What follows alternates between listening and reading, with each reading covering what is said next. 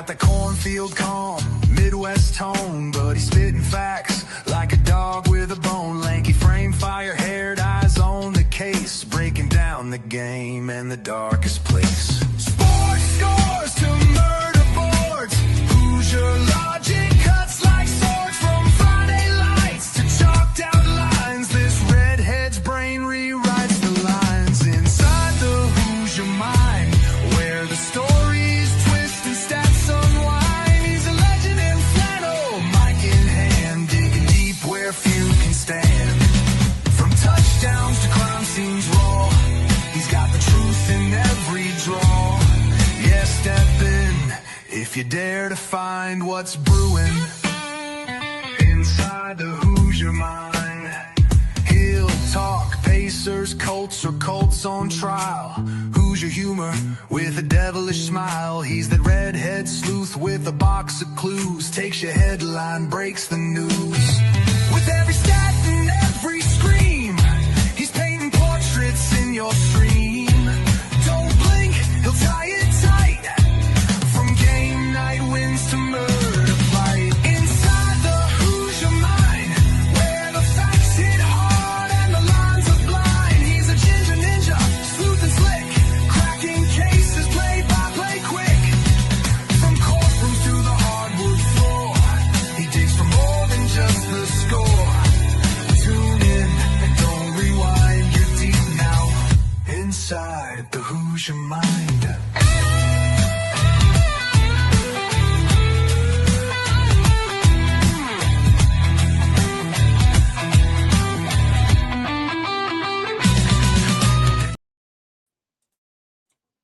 All right, what's up, y'all? Welcome into Inside the Hoosier Mind, brought to you by Military Broadcast Radio, helping give veterans a voice, helping teach them how to podcast, and most importantly, having veterans' voices be heard. Back from a crazy week 7 of college football.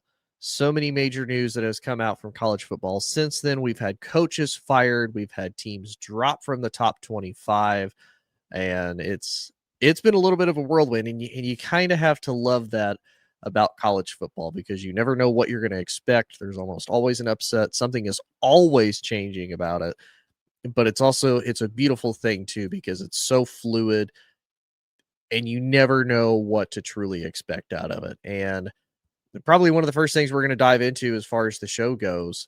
And if MJ is watching, and MJ, I already feel for your pain. I have a buddy that is from upstate New York who's a diehard Penn State fan.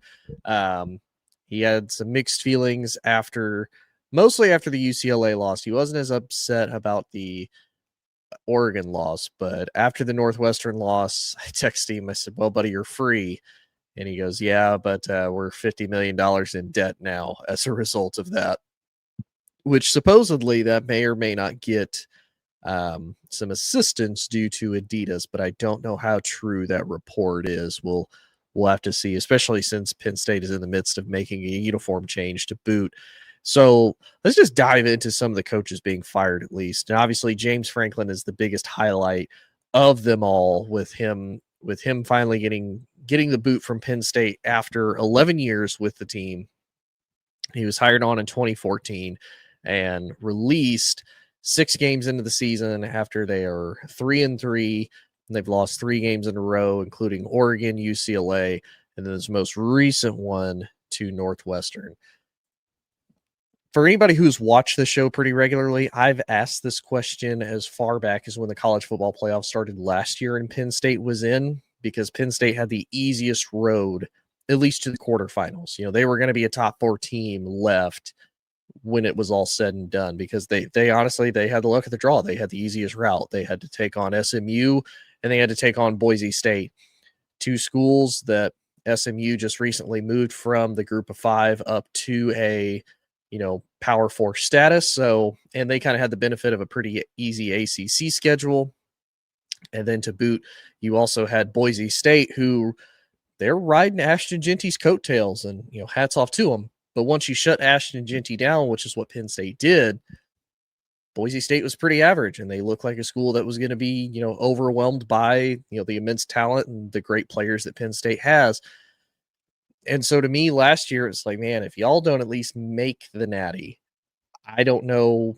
I don't know if James Franklin stays. And for some people, they kind of argued, why would Penn State get rid of him? Because he has been successful. And when you look at his actual record there at Penn State, he only has truly two losing, well, actually, officially one losing season. Other than that, including the bowl games that he went to, he would at minimum get 7 wins. His first 2 years, he was 7-6. Had a breakout year in 2016. That's the year they beat Ohio State. They went 11-3. One of those losses being to the Rose Bowl, but they won the Big Ten championship that year. They beat Ohio State with Saquon Barkley. Went 11-2 the next year. 9-4, 11-2. Now, COVID was his first true losing season, but they only played 9 games. They went 4-5 in that one. 2021, kind of another rough year. They went 7-6, then 11-2, 10-3, 13-3, and then, of course, this year 3-3 to start the season. So, I mean, he was good for Penn State. He was 104-45 there at Penn State. He was 64-36.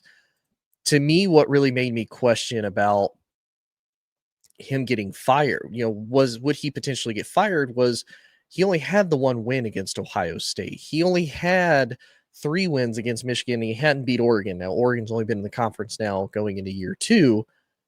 Yeah, us talking. I do and I don't. It's one of those, he is good. I'm not going to discredit him. He is a good coach, and he definitely brought the program back to a national spotlight that it needed after the whole Sandusky situation and all the sanctions and everything that happened. He was a good steady ship to, or guide to really steady the ship and put it in the direction that he needed to go.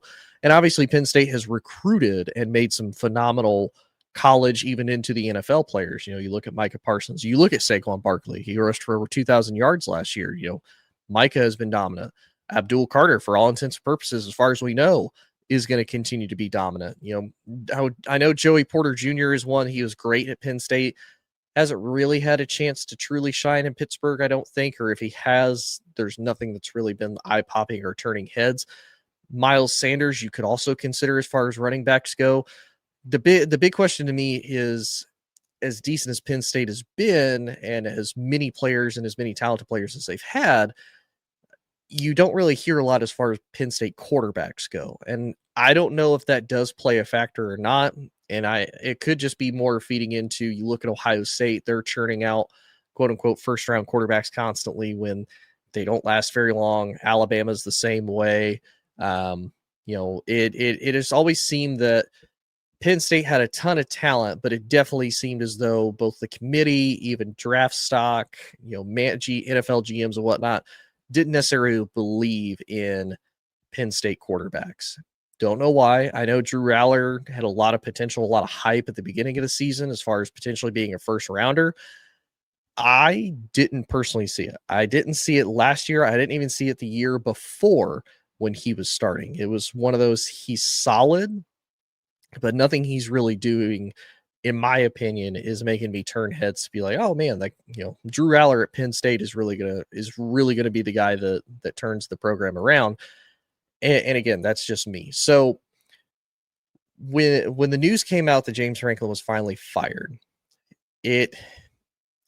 my biggest question to this, even when when I asked the question months ago of should he be fired, when are they going to move on? The biggest, kind of backfiring question to me, and that I even have asking, is who do you go and get in the meantime if you do fire James Franklin? Because when I look at college football's landscape right now as it is, I even look at the NFL's landscape, we're not seeing the old-timer coaches that have been around the league for a hot minute or have been somewhere consistently and then let go, and then they go and get another shot. It's a lot of guys that we see make an immediate impact, or they, have a good couple of years as coordinators, and then they move on and become head coaches. And some of them are really successful and some of them aren't. I'm really not seeing that right now out of the NFL or out of college. When I look at the college football landscape right now, there's not really an offensive coordinator to me, other than maybe Brian Hartline.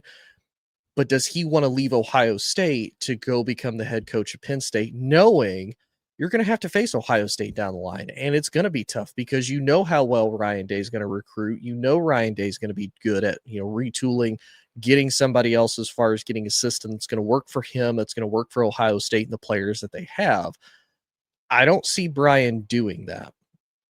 And to me as well, when you look at some of these coaching spots, and I say this more in the NFL than I do college, when you look at a spot that's open, you have to look at what's my chances of being successful if I go to the spot. Now, I know for some people it's not just about being successful, it's about the challenge, it's about building the program, it's about building it up. And that's kind of, to me, an old school mentality of, you can't just come out of the gate being good, inherit a great team, and then expect to be considered a great coach. You have to work your way up towards it.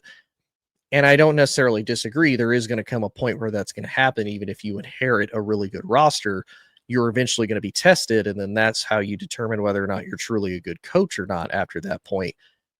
But if I'm Brian Hartline, yes, Penn State's an attractive job, but you look at where they're at with Penn State. They can recruit well. They're always probably going to recruit well. It's a big national brand. They're almost always in the spotlight. They've got money. They've produced quality NFL players. People know about Penn State. They're not going to have an issue when it comes to that. But when it comes to what do these kids want as far as success goes, like if I'm going to Penn State, okay, how far are we going to go? Am I not only competing for a national title? Now, obviously, money is going to probably play a bigger factor into this now than ever before. And it's, at least for college football fans, at least for me personally, I would assume that's kind of disappointing that it's more for the money instead of I want to not only compete, but I want to compete for a championship. So now, if I'm a kid trying to go to Penn State, are we going to beat Ohio State? Are we going to beat Oregon? Are we going to beat Michigan? And now that James Franklin is gone, we've already started to see a number of recruits start to decommit from Penn State. Now, one, where do those recruits go? And two, if I'm a recruit going there with a head coach, what are our chances of doing that? Ohio State always recruits well. They're always just basically reloading, and it's a whole brand new, darn near championship roster, if not a championship roster. Same with Oregon. Michigan's on a little bit of a downslope, mainly because, Jim Harbaugh didn't really recruit very far into the future, post him being there. I think once he won the Natty, it was kind of in the cards that he was going to leave, and that ended up coming to fruition. So Michigan's on a little bit of a downslope, but they're going to start to make a comeback eventually. And when they do, Michigan's going to be a team that Penn State's going to have to deal with. And even here in Indiana, you've got the Hoosiers. You've got Coach Cignetti coaching above and beyond his means as far as not having the greatest of recruitment, because a lot of players, they're not used to Indiana being successful. You don't hear of a lot of successful, guys from Indiana in the NFL. So Coach Cignetti's coaching, miles above that. And it'll be interesting to see if he stays at Indiana. What do those players look like when they do go to the NFL? Some of the bigger names that are coming out, obviously Mendoza, Fernando Mendoza is probably going to be one of the biggest if he continues to stay there at IU and he has success. Of if and when he goes to the NFL, what does that look like? Can Coach Cignetti truly develop a guy into being an NFL quality quarterback? Same with the wide receivers, same with the defensive ends, the running backs and whatnot. So that'll be the other interesting thing that Penn State has to try to hurdle, is now you've got all these teams in the Big Ten that are still up and coming, and you may be kind of left at just above middle of the pack. USC with Lincoln Riley still kind of there. They had a big shocking win against Michigan. UCLA, ever since they upset Penn State, they went up to East Lansing. They dominated the Spartans, which I was personally very surprised about. Indiana gets an upset win over Oregon. And then you've still got, Maryland is there with Malik Washington, who's a true freshman. I think he's going to be fantastic. He looks fantastic this year to boot, which is going to be tough for anybody to have to deal with if they have to go to Maryland. And don't forget about Washington. I mean, Washington is also having a solid year. They're just a couple of years removed from being in a college football playoff themselves.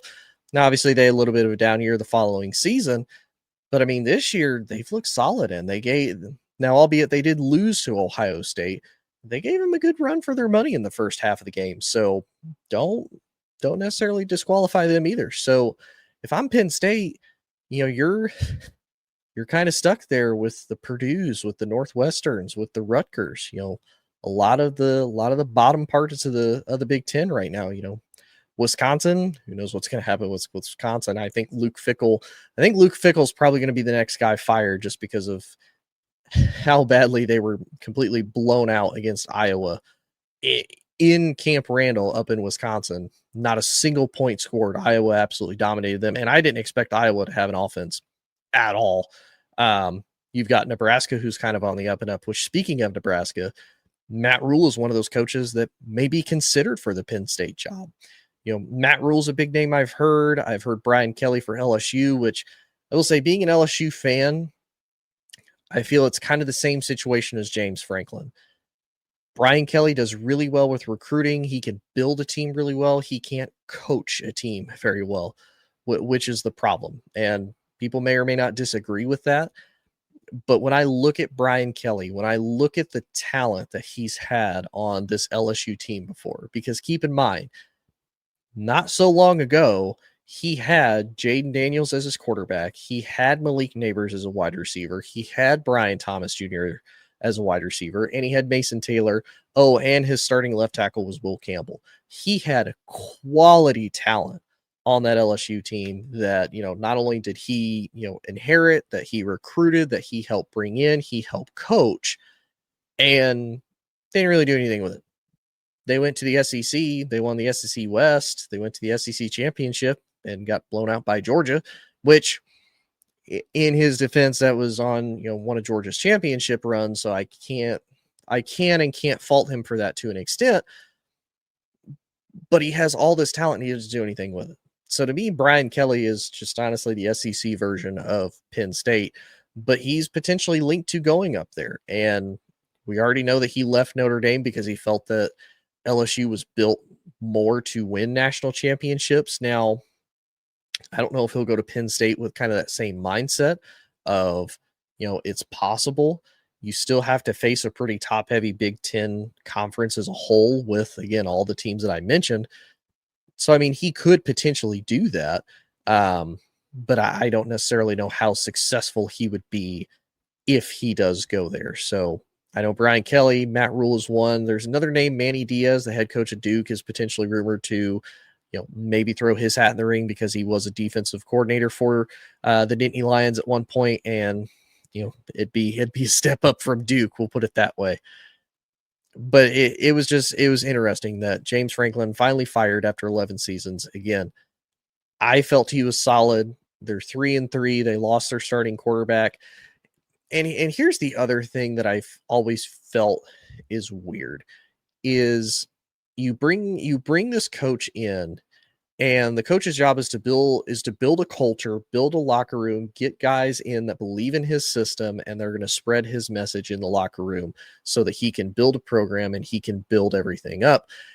And you fire a guy like, now James Franklin had 11 years. So, I mean, I get why maybe they fire him midseason, but it is also a chance to see, okay, what can you do now that your starting quarterback is down? You've lost 3 games in a row. How do you finally rebound? Because Penn State hasn't hit their bye week yet.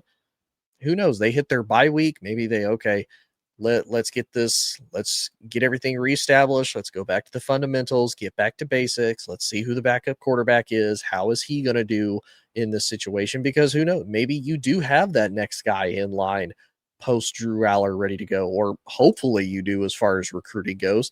And if not, okay, I already know at this point I'm probably going to have to hit the transfer portal.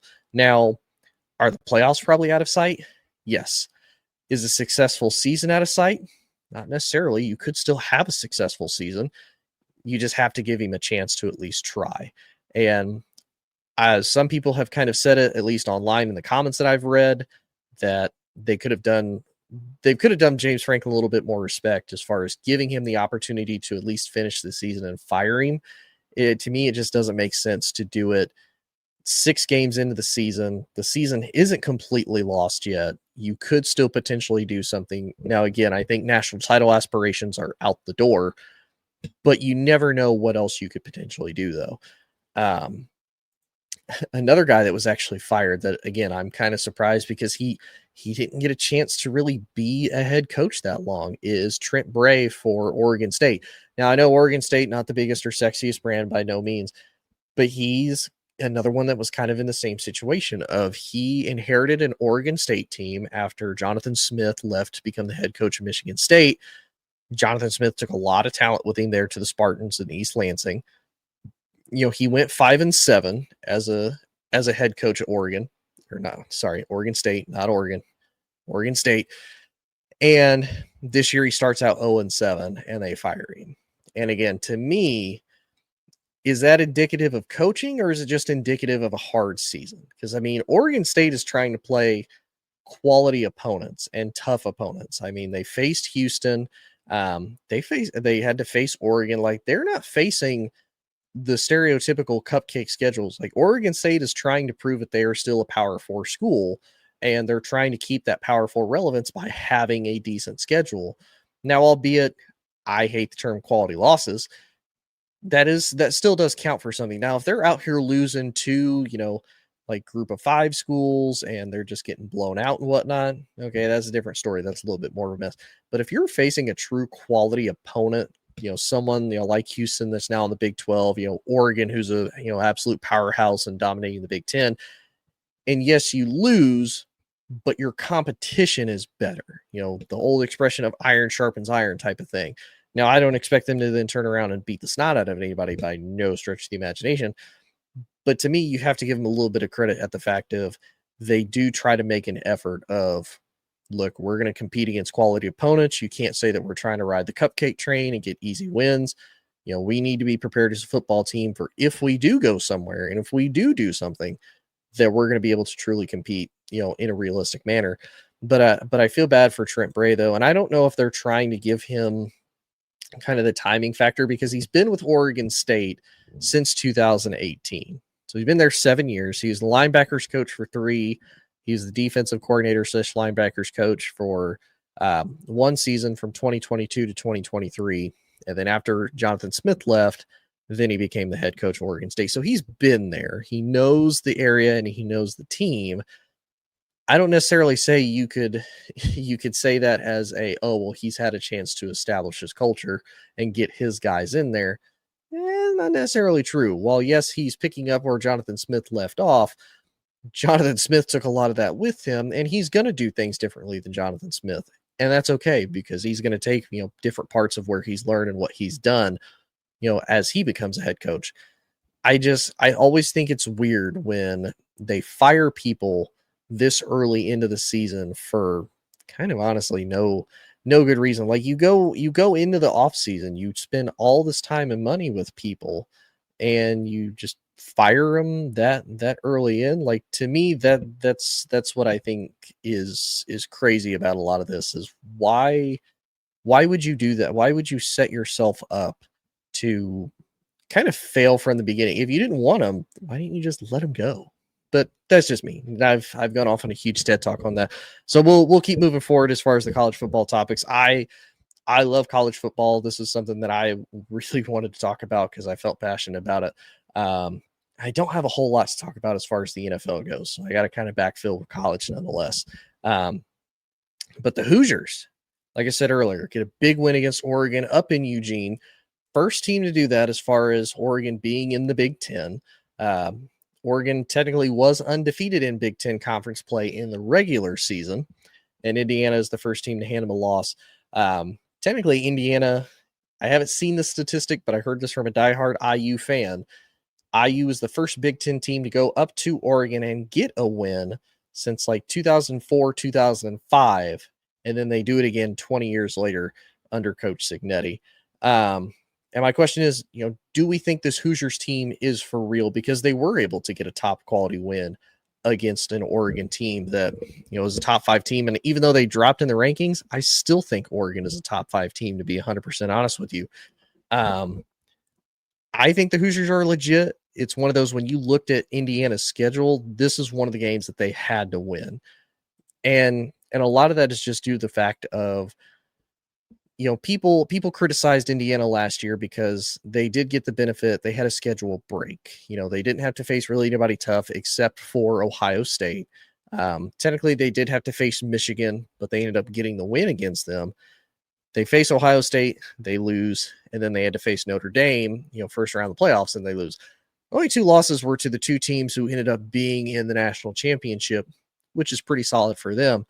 Then you look at IU's schedule this year, and at least my first thought was, okay, this might be a little bit rough.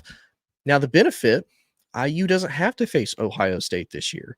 Their toughest, so this is their schedule as far as the stretch that I thought was going to be rough for them. They had to host Illinois, who they ended up putting a massive thumping on. Illinois was ranked 9th at the time. They had to go to Iowa, hard place to play. They get the win. They had to go to Oregon, even tougher. No big team, Big Ten team had won up there in a long time. They get the win. Now they host Michigan State. Probably will be a win. They have to host UCLA. Now, depending on if UCLA starts to get cold again or if they trip up on their own feet, that could maybe be a trap game. Now, the next 2 games that they have to go to Maryland. I think that's going to be a lot more difficult for them than what people may believe. And I know Maryland's sitting here. They're 4-2.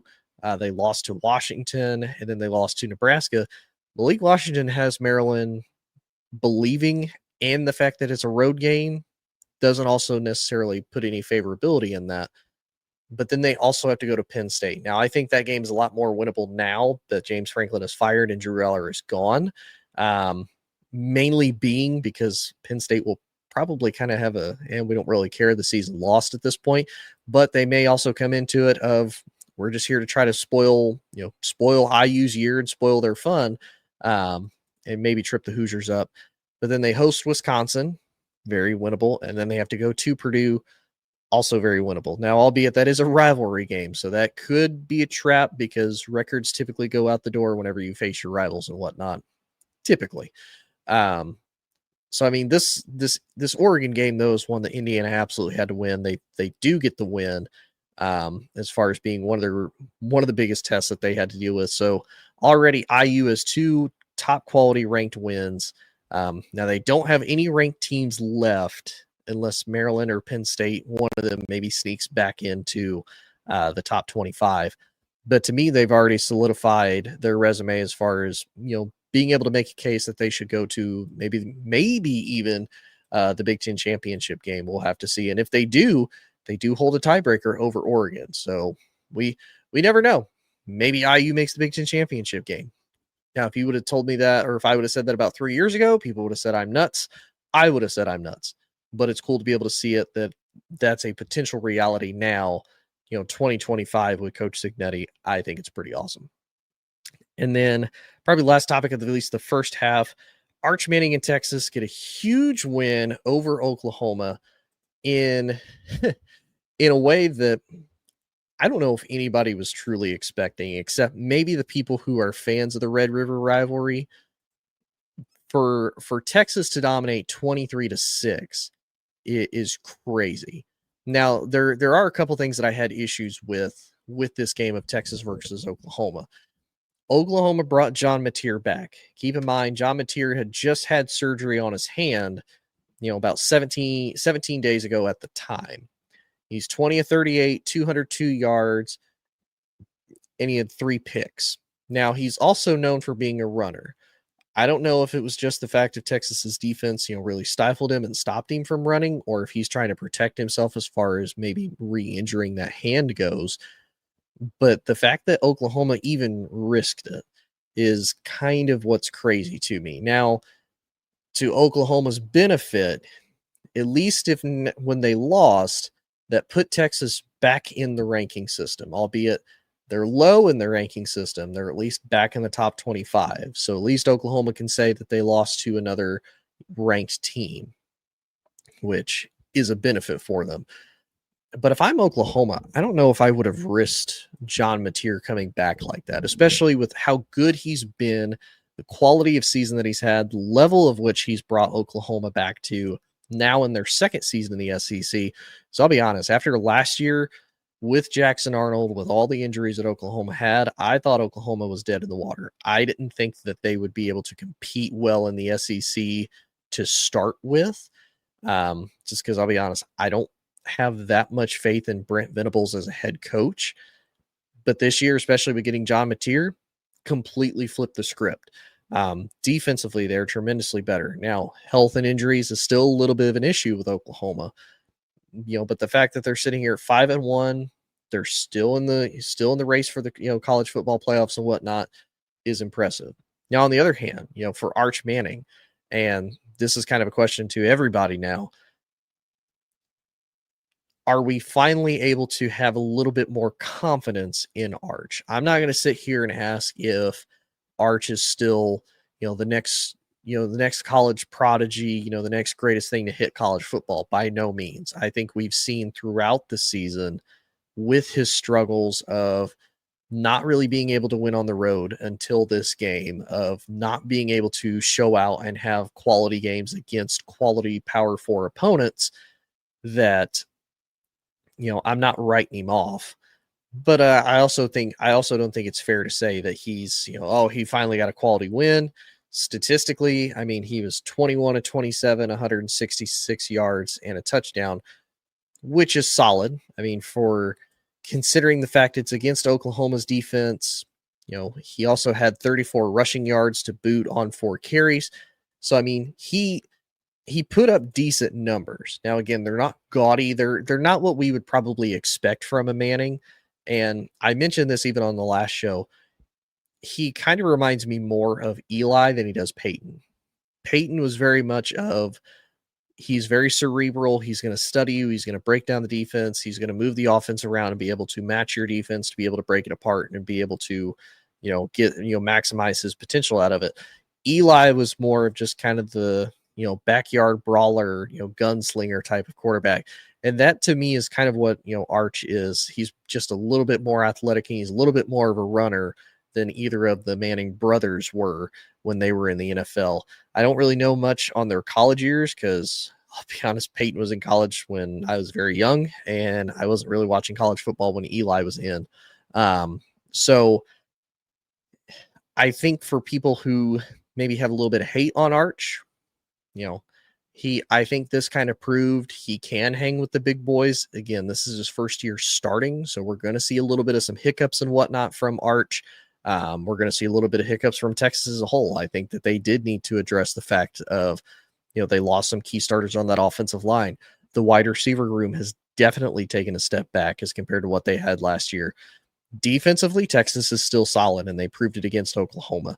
It's just the offense has not been as complimentary. Now, I think as the year goes on, Texas will potentially get better. I still think they'll probably have a couple trip-up games. I don't expect them to, repeat as far as going to the SEC championship. Now, they do get a bit of a schedule break as far as that goes because they have to go to Kentucky. They have to go to Mississippi State. They host Vandy. Now, Vandy could be a kind of a tough outing. They have to go to Georgia. Now, can they potentially get over the boogeyman that is Georgia? And what does Georgia look like that late into the season? They host Arkansas, and then they host Texas A&M, who is, the next highest ranked team that they had to face. And at the current moment, Texas A&M is ranked 4th. So they do have a little bit of a tough outing ahead, but they could potentially finish 8-4, which not great compared to where they finished last year, but also not bad. And I think that is realistically possible. Now, again, that's depending on if every game goes the way I think they do. Maybe they get an upset win here and there. Maybe they don't. But I think as the season goes on, Arch will get better. He'll be a little bit more comfortable. And then I think come next year, we can have a little bit of a better discussion of, is Arch truly the next greatest thing to hit college football? And is he going to truly be able to be developed into an NFL talent, NFL caliber and NFL talented quarterback? But we will have to wait and see nonetheless, though. But we are going to take a quick break. When we come back, we'll talk more on the NFL side and whatnot. But in the meantime, we're going to play You Can't Spell Hero Without Her.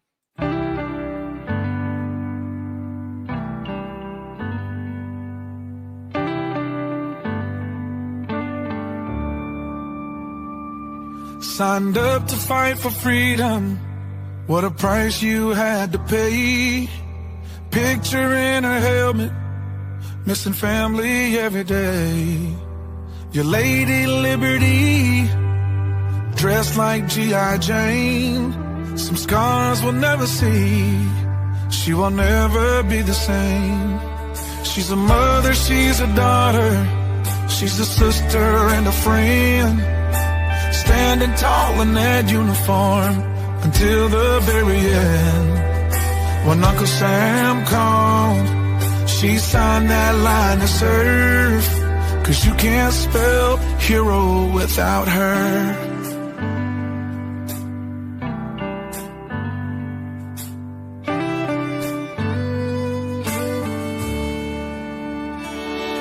On that old dusty base with the meadows that shine, she's been to hell and back for the stars and the stripes.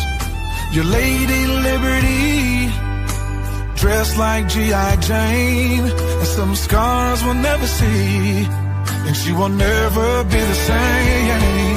She's a mother, she's a daughter, she's a sister and a friend.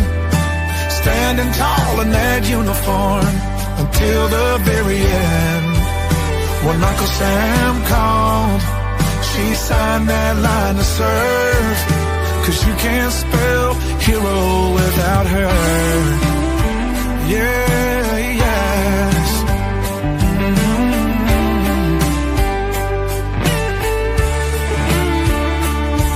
For the ones that didn't make it, we will pause and then we cry. We can still see their smile in every sunrise. She's a mother, she's a daughter, she's a sister and a friend. Standing tall in that uniform until the very end.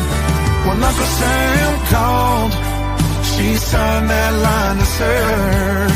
'Cause you can't spell hero without her. 'Cause you can't spell hero without her.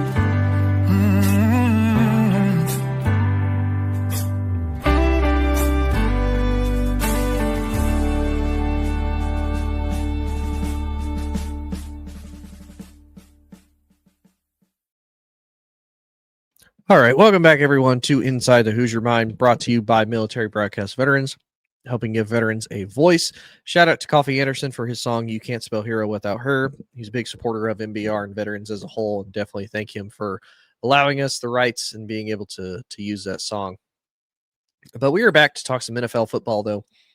Crazy week 6 in the NFL as well. You had the Eagles fall to the Giants. Jackson Dart and Cam Scatterbo decided that, hey, we're now NFL players and we're going to show Philadelphia how to do it. And Cam Scatterbo showed why he hits his head against brick walls. And that is a true thing. He is apparently noted that Cam Scatterbo actually used to run up and hit his head on brick walls to try to run through them as he was younger. And I'm pretty sure he still does that even now as he's older and in the NFL. But it's crazy the amount of dysfunction that is in the NFL right now, from some of these teams, and is from some of these team, the teams and the head coaches and whatnot in the NFL. And I say that because let's look at the first one with the Chargers and the Dolphins. The Chargers ended up winning 29-27. The Dolphins are 1-5 after losing 29-27. And apparently they're already holding players-only meetings at the Dolphins facilities. No coaches allowed. And apparently that's kind of a telltale sign of your season's already going down the drain, is when you've got players-only meeting without the coaches. And at least from a fan perspective from the outside, that's a really weird thing to do. Because I get it. Maybe you think if, us as the players get together, we need to try to meet after work. We need to try to meet and figure out what we're doing. It's kind of your opportunity to do that with your coaches, with the guys that are running things, with the guys that are calling your plays, doing the schemes? Is it something that guys just aren't understanding? Are they missing assignments? Is it the fact of, hey, we have lost quality players, so how can we make up the difference of that? How can we potentially, cover up, or at least, slow the hemorrhaging of, yardage and bad plays, and making up the difference for not having the quality of players anymore because they've either, lost to free agency, trade, injury, whatever the case may be. And then for Tua to come out and openly call his teammates out as far as, oh, well, there's guys not showing up to player only meetings. Well, they're not really mandatory. And to be honest, if I'm a player doing that, why am I going to waste my time going into a meeting with other players when we're supposed to be doing that with the coaches anyway? I don't need to sit there and, listen to guys like, oh, this is how we're supposed to do this. This is how we're supposed to do this. Because if that was the case, one, you wouldn't need coaches to start with. And two, the Dolphins wouldn't be 1-5. And obviously it's not making much of a difference anyway, if that is the case. So it's weird that Tua is kind of calling out the leadership when you would probably consider Tua one of the leaders for Miami. And the fact that he's, calling out Mike McDaniel and whatnot is crazy to me. I think Mike McDaniel will probably be the next NFL coach fired after Brian Callahan was fired from Tennessee. And I do kind of get it, but at the same time, when I look at the coaching position for Miami, you're already in a fairly tough division. You were in a tough division for years, no matter what, because you had Tom Brady there constantly. Now you have Josh Allen and the Bills. Now you have the Patriots potentially back with Drake May. So now you're potentially trying to fight for second, third spot at the best with the AFC East. So if I'm potentially trying to be the head coach of the Dolphins, do you really want to deal with that? And I think for a lot of people, what they need to remember too, while location does play a factor for a lot of these guys, a lot of it ultimately is winning. And the Miami Dolphins have not had a winning culture for a while. They haven't done much. Hi, Mike. I appreciate that, buddy. Go Bears, by the way. The Bears got to win. Don't have to worry about the Bears taking L this week. The Bears got to win. So if I'm Mike McDaniel and if I'm any head coach that's looking at Miami, again, you don't have the benefit of, oh, look at all the great players we got. Tyreek Hill obviously seems like he wants out. They got rid of Christian Wilkins. They got rid of, if I remember correctly, Mike Gesicki was also on the Dolphins. They got rid of a solid tight end. You do have Jalen Waddle, solid. The offensive line definitely needs some work. The defense is meh. It used to be good. The defense is just kind of meh at this point. And if I'm Mike McDaniel, do you want to stay and continue to have to deal with that? Because the other issue that almost every Miami coach has to deal with, and it just seems like they've never been able to overcome it, is come January and February, you have to play in the cold. And Miami does not do well playing in the cold. So you either have to do really well at the beginning of the season to be able to lock up the 1 seed and hope like hell you can just have everything run through you and then maybe win a couple road games, or maybe one at worst, in the cold, to be able to, truly make a run for it. But it's weird how Miami is. And with Tua as well, if I'm the head coach of the Dolphins, are you looking to replace Tua? And people might say I'm crazy for that. They just signed him to a massive contract, so financially they're probably not going to be able to do it. But when I'm looking at Miami and I'm looking at Tua, he's taken a lot of hits. He is injury prone. It's not that I don't think he's solid. He's actually better than what I thought he was going to be. He's better from what I thought he was going to be, especially as an Alabama quarterback, having been, the benefit of having first round talent absolutely everywhere around him during the best of those Nick Saban era. And I don't know if I'm Mike McDaniel, if I want to deal with that. There's rumors that maybe he'll try to go into college and become a head coach. Maybe he goes back to being a coordinator. Who kind of knows? But if I'm him, and if I'm really any coach, do I want to go down to Miami and have to deal with that? Because again, the expectations are going to be high for whatever reason. even though Miami really hasn't done much over the years anyway, even when they have had pretty decent amounts of talent. And again, you have a fan base that's passionate, but it seems like to me Miami is kind of, and if anybody wants to correct me and tell me I'm wrong, you can tell me. But at least watching it from a fan's perspective, looking at the stands and whatnot, and nobody's going to go when they're losing or pretty poorly anyway. It just seems like Miami is one of those places that if they're losing, people just kind of turn it off, brush it out of their minds. They don't really deal with it. Right now, they have the Hurricanes, and the Canes are doing great in college football. They're the number 2 team in the country. People are probably paying more attention to that than they are the Miami Dolphins. But that's just me looking at it from a fan perspective, just looking at it. And then on the other hand, because speaking of dysfunction and what are you doing, you have the Cleveland Browns. They lose to the Steelers 9-23, and they trade away Joe Flacco to inside of your own division to the Cincinnati Bengals, who also have quarterback issues because they lost Joe Burrow essentially to start the season in week 2. Why would you do that if you're the Cleveland Browns? Like, there's already kind of the unwritten rule that teams in the division, they don't really do a whole lot of trades very often anyway, because why do I want the person that I'm supposed to go up against twice a year, maybe even 3, depending on how the playoffs go? Why do I want you to get better? And if I'm Cleveland, you do have to face Cincinnati again at some point, and you trade your starting quarterback, the guy that you began the season with, the guy that you signed during the offseason, the guy that you did all the offseason camp with and whatnot. You sign him, you roll with him, and then you trade him 6 weeks into the season.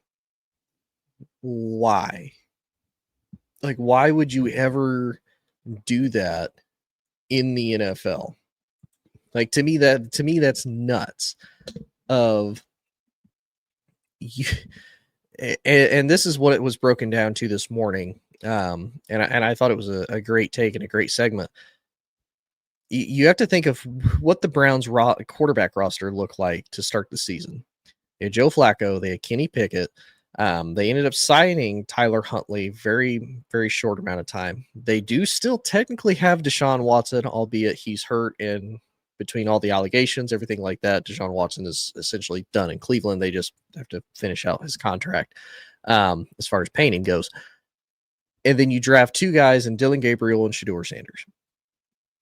And so then to start the season, they've traded away Pickett. They still technically have Watson. They release Huntley. So they have Flacco, they have Gabriel at the number 2, and then you have Shedeur. And pretty much all offseason, that's all we heard about was the Cleveland Browns quarterback room. That probably had the most media attention I've seen the Cleveland Browns have ever. Of, oh, what are they going to do? What is this team going to look like? How are they going to do? What does Shedeur look like? What does Dylan look like? They both had solid camps. They both had solid practices.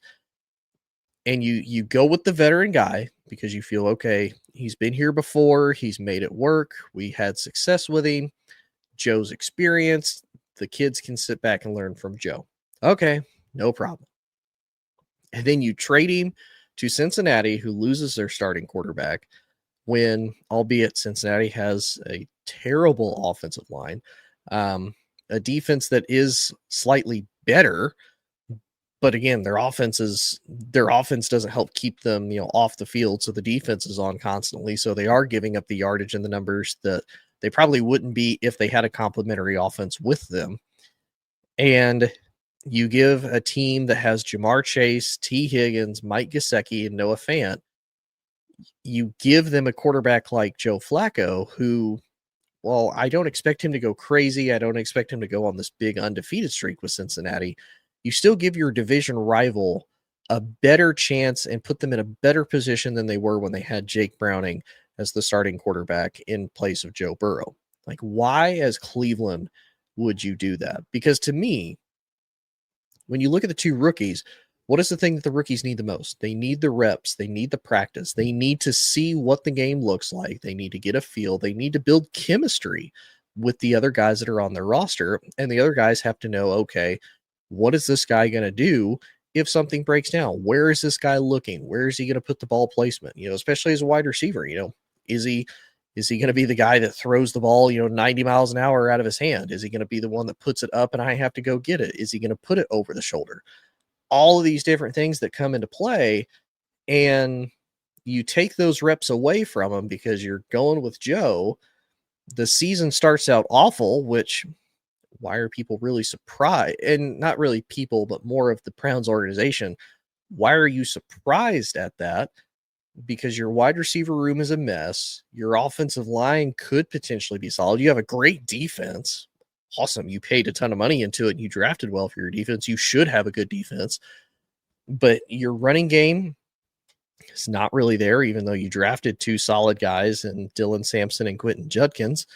And you drafted two rookie quarterbacks and you don't even really give them a shot. Like, yeah, each kind of had their time in the preseason, and they've gotten some. Well, Dylan has gotten basically all of the reps in the regular season. But again, if you weren't going to stick with Joe throughout the whole way, why even keep him? It, to me, if it would have truly been a fair evaluation, and if it's one of those you already kind of know the season is going to be a wash anyway, why not see what you have? Why not? Hey, Joe's going to be here if we need him to be, but we already know the season isn't going to go well.